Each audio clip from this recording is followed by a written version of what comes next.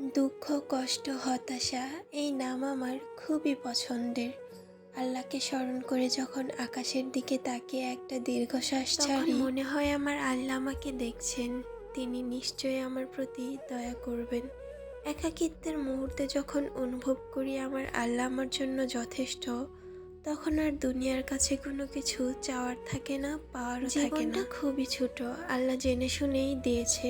এত দুঃখ, কষ্ট, হাহাকার নিয়ে মানুষ বাঁচতে চাইবেই বা কবছর। হ্যালো এভরিওয়ান, আসসালামু আলাইকুম। কেমন আছেন সবাই? আশা করি ভালো আছেন। আমিও আলহামদুলিল্লাহ ভালো আছি।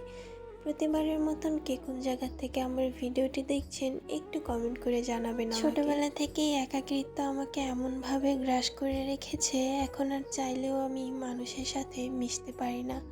এই দুনিয়ার আলোর সাথে তাল মিলিয়ে চলতে পারি না।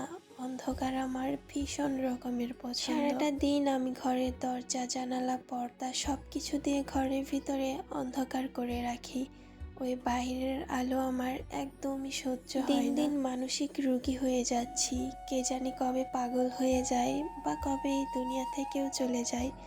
তোমাদের সাথে কোনো কিছু খারাপ করে থাকলে মাফ করে দিও। জানি না কখন কার কি হয়ে যায়।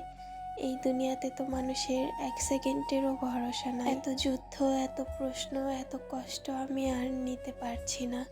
ছোটবেলায় যখন বাসা থেকে বের হতাম, মানুষ আমাকে দেখে নানান ধরনের প্রশ্ন করত। সেই প্রশ্নগুলোই আমাকে এক বদ্ধ ঘরে আবদ্ধ করে রেখেছে সারা জীবনের জন্য। আমি চাইলেও কখনো সেই ঘর থেকে আর বের হতে পারবো না। নিজেকে মেনে নিয়ে এগিয়ে যেতে চেয়েছিলাম অনেক দূরে, কিন্তু পারিনি। আমি ব্যর্থ। আমি পারিনি আমার জীবনে কোনো একটা কিছু করতে। এই সমাজের মানুষগুলো আমাকে নানান ধরনের প্রশ্নের মাঝে আবদ্ধ করে রেখেছে সব সময়ের জন্য। আমি জানি না কেন মানুষের দুর্বলতাকে মানুষ এত বেশি পছন্দ করে আর এত বেশি কথা শোনায়। আমি জানি না তারা কেন এমনটা করে। তারা কি এইটা বুঝে না যে হাসি মুখের আড়ালে যে কষ্টটা লুকিয়ে থাকে, সেইটা কি বোঝার ক্ষমতা তারা রাখে না? আমার একটা প্রশ্ন সবার কাছে, হাসলেই কি মানুষ ভালো থাকে? ভিতরের কষ্ট, ক্ষত বিক্ষত হওয়া যন্ত্রণাগুলো কি সবাই সবার কাছে প্রকাশ করে? আমি তো করতে পারি না। ছোটবেলা থেকেই একঘেয়েমি একটা জীবন পার করেছি। আমি কখনোই কাউকে বলতে পারিনি আমার কষ্টের কথা। শুধু একজনকে বলেছি, উপরের ওই আল্লাহকে। আর ওই আল্লাহ ছাড়া আমার এই কষ্টের কথা এখন পর্যন্ত পৃথিবীর একটা মানুষও বলতে পারবে না। কেন জানি না হঠাৎ করে অনেক বেশি খারাপ লাগতেছে, নিজেকে অনেক বেশি অসহায় মনে হইতেছে, যার কারণে আজকে এই কথাগুলো শেয়ার করলাম। তোমরা সবাই ভালো থেকো আর আমার জন্য বেশি বেশি করে দোয়া কইরো।